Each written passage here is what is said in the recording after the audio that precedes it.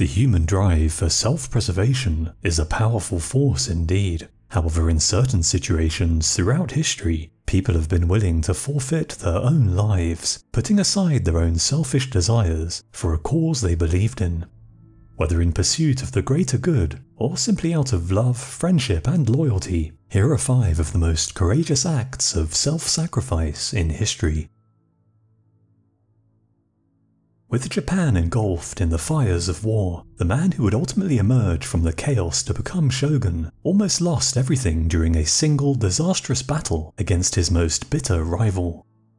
Outnumbered over 3-1, Tokugawa Ieyasu was utterly defeated and almost consigned to insignificance in the footnotes of history as just another failed, petty warlord, his life saved and his future legacy secured only thanks to the heroic sacrifice of his loyal retainer, Natsumi Masayoshi, a man who knowingly gave his life to buy his lord enough time to flee to safety.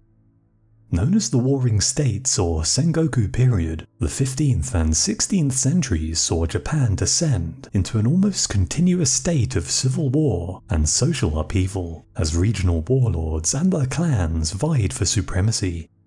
One of these warlords was Oda Nobunaga, a man who at the time was perhaps the most powerful ruler in Japan. However, Oda Nobunaga's power appeared to be slipping. The Oda clan was at war on all fronts, and teetering on the verge of total collapse. Although the Japanese capital of Kyoto was occupied by Nobunaga, incursions by rival warlords, coupled with peasant revolts and internal traitors, had placed a dangerous strain on his forces.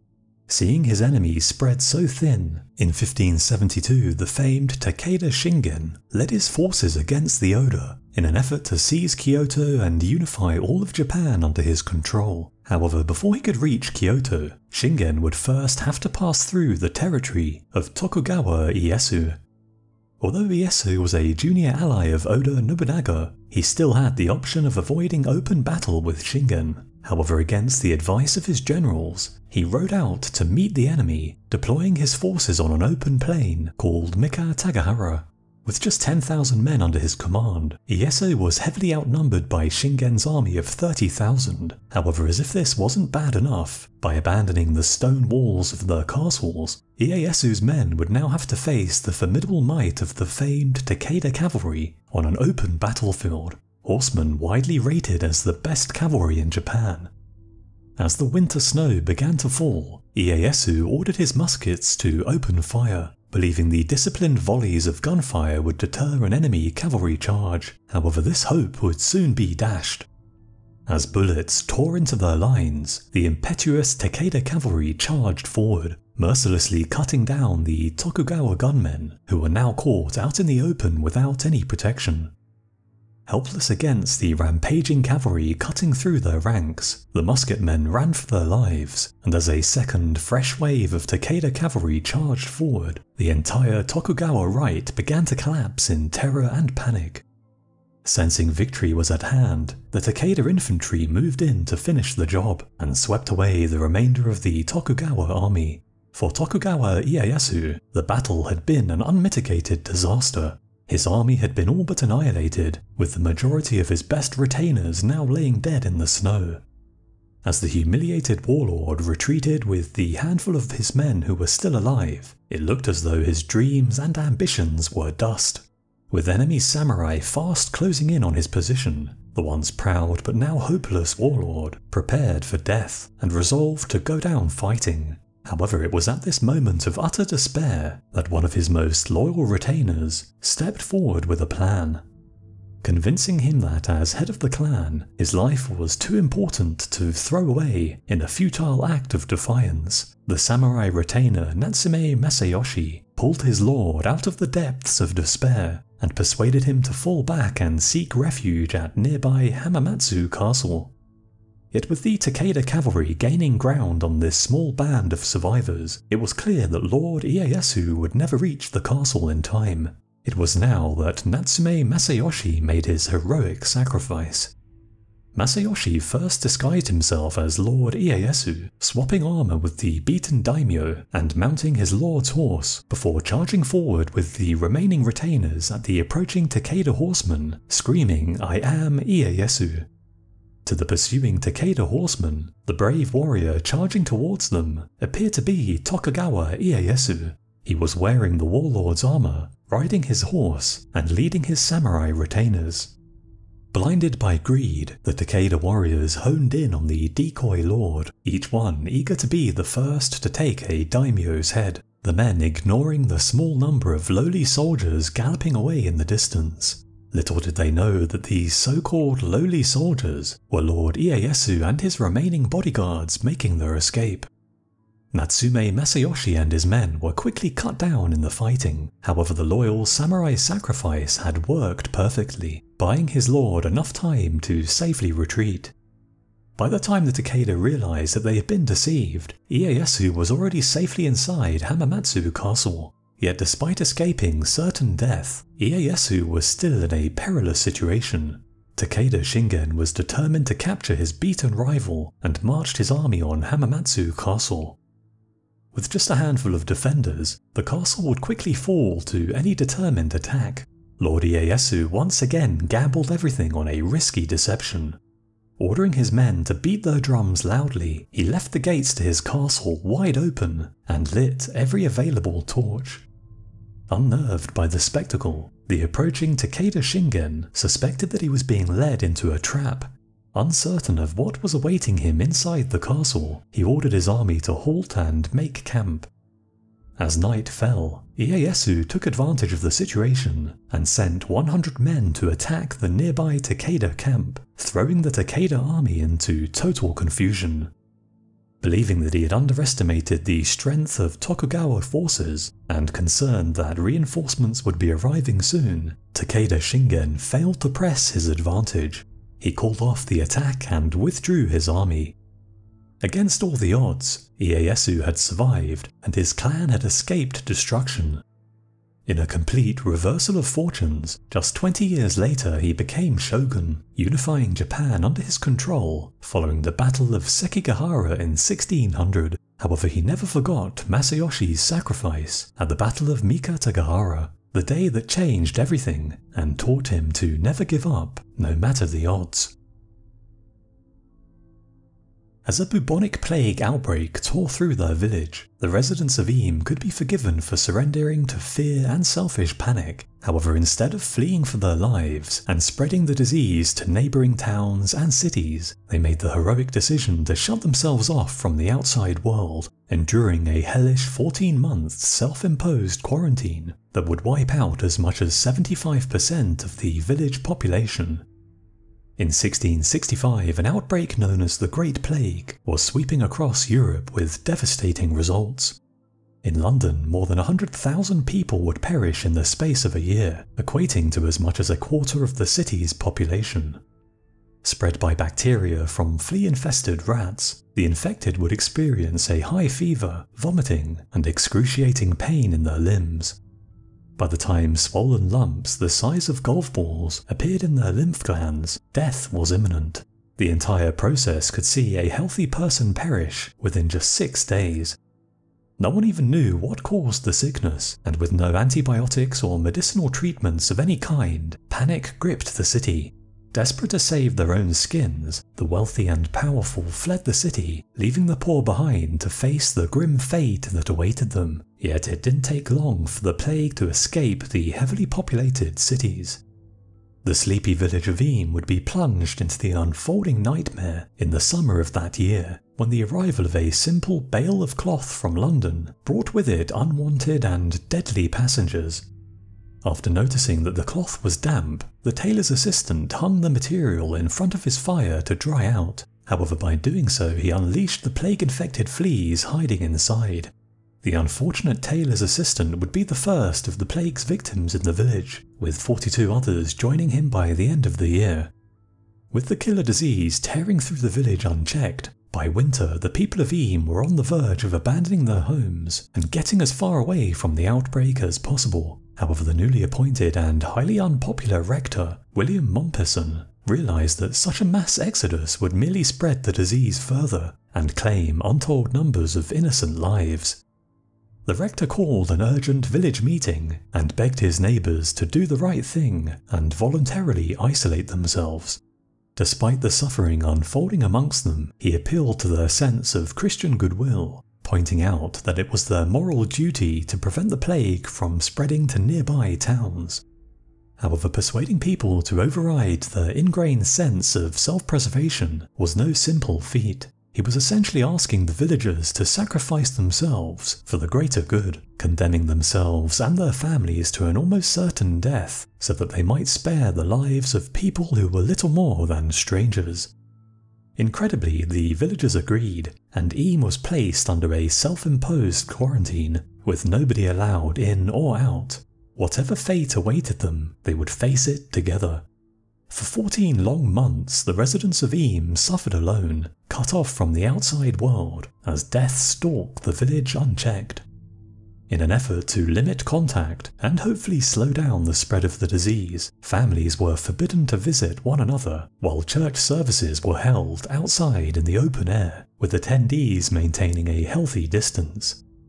Desperately needed supplies were delivered from the outside to specially marked rocks on the village's perimeter. This improvised drop-off point, containing drilled holes filled with vinegar to disinfect the coins left inside as payment.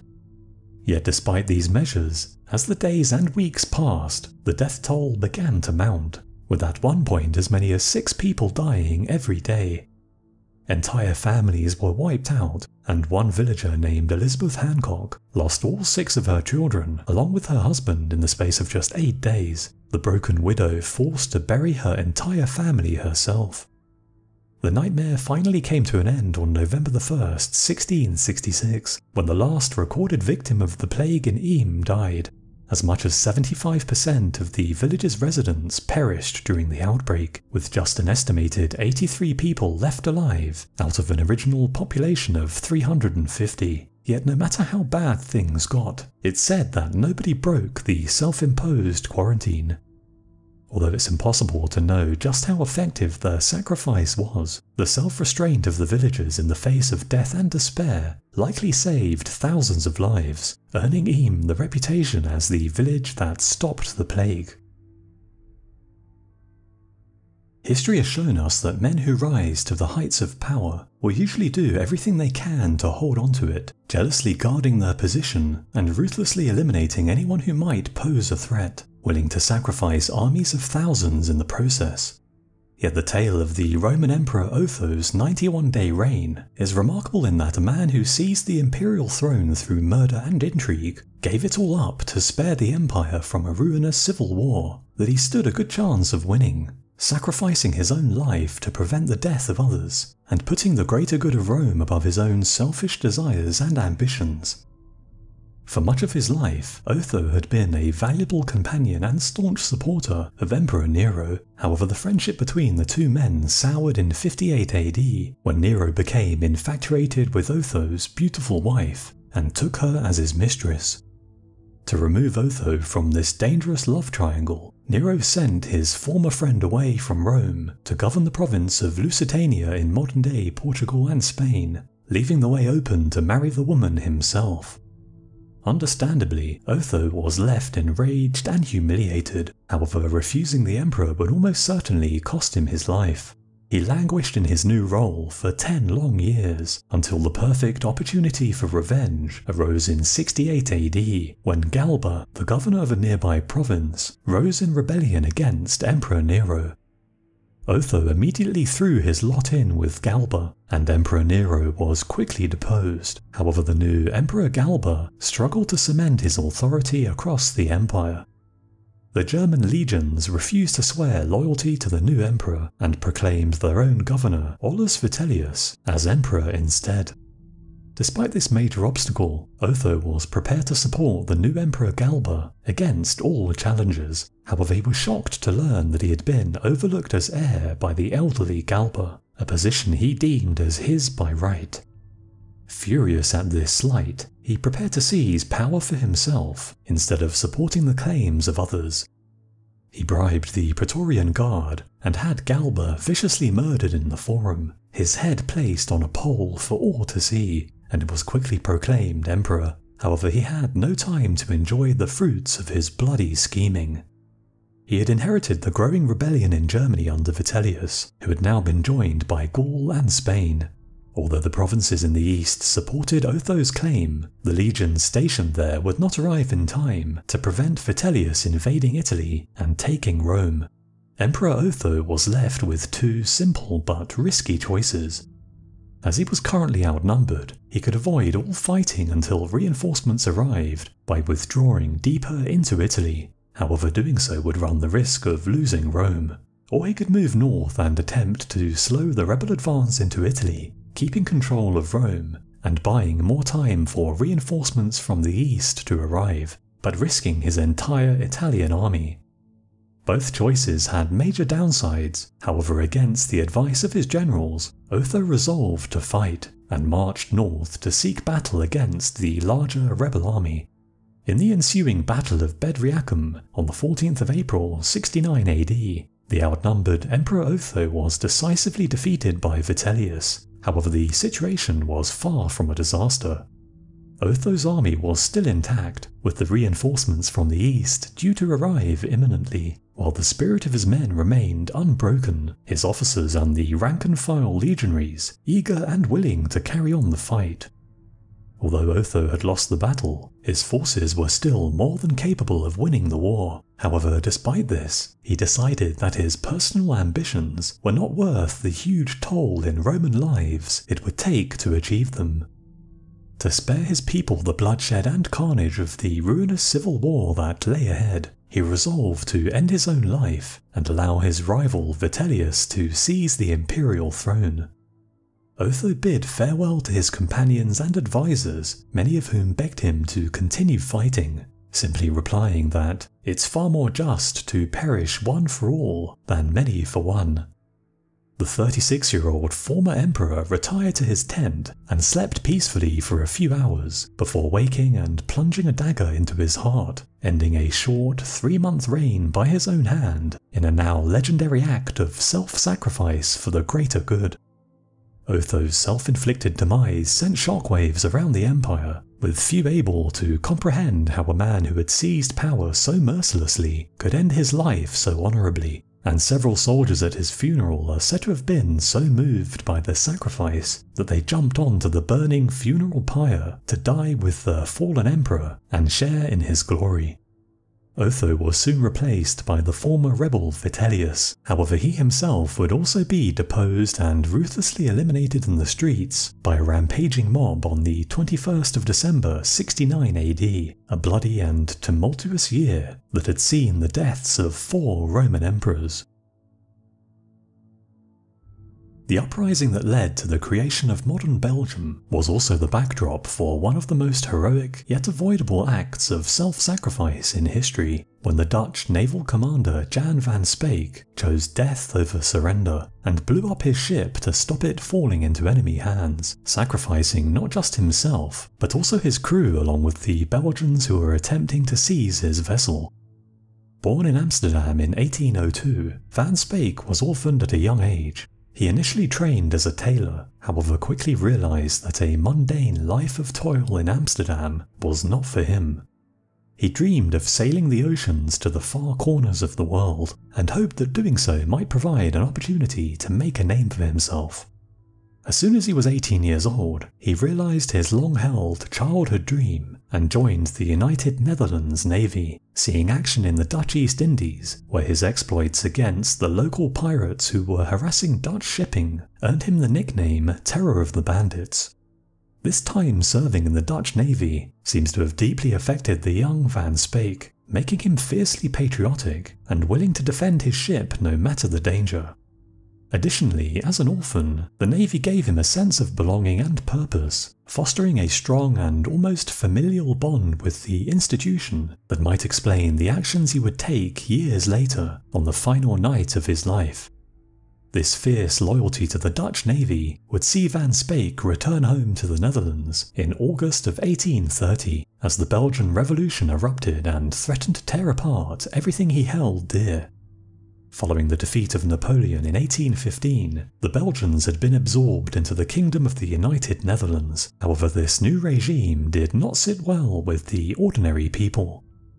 Under the rule of the Dutch King Willem I, Belgians felt as though they had been relegated to second-class citizens despite being the majority, forced to speak Dutch and adhere to Protestant rule despite being predominantly Catholic. After 15 years of uneasy peace, this resentment erupted into full-scale rebellion in 1830 as the Belgian people rose up against the Dutch authorities and attempted to carve out their own country. Van Speyk was furious at the perceived treachery of the Belgians and swore to do everything in his power to crush the rebellion. The Dutch blockaded the wealthy Belgian port of Antwerp, one of the largest commercial centres in Europe. Van Speyk was given command of a small gunboat and spent the winter patrolling the waters around Antwerp. However, as the winter nights drew in, he seems to have become obsessed with the idea of dying a hero. He wrote a letter to his niece stating that if attacked by the enemy, he would rather blow up his ship than surrender it, mentioning how he was inspired by another Dutch captain who had destroyed his ship to prevent it falling into Spanish hands over 200 years before. On February 5, 1831, Van Speyk would get his chance to follow in his idol's footsteps. As a raging storm blew his ship off course and towards the coast, an armed Belgian raiding party boarded the vessel and demanded that Van Speyk tear down the Dutch flag and surrender the ship. Greatly outnumbered by the Belgian rebels, Van Speyk knew that he could not fight them off. However, the idea of his precious ship becoming an enemy prize of war was too humiliating to even consider. Rather than surrender, he decided to sacrifice himself and take the enemy along with his own crew with him. In response to the Belgian demand to surrender, he simply replied that he would rather be blown up. He then either fired his pistol or used a lit cigar he was smoking to detonate a barrel of gunpowder in the ship's magazine. In the massive explosion that followed, the ship was torn to pieces along with Van Speyk, an unknown number of Belgian rebels, and 28 of his 31-man crew, one of the survivors only escaping with his life because he had the foresight to jump overboard first, the sailor probably realizing what Van Speyk had planned to do as the Belgians boarded. Van Speyk's defiant sacrifice made him an overnight legend in the Netherlands, and in 1833 the king issued a royal decree stating that as long as the Dutch Navy exists, there should always be a ship named Van Speyk to preserve his memory, a tradition that's still maintained to this day, with 7 ships having carried his name.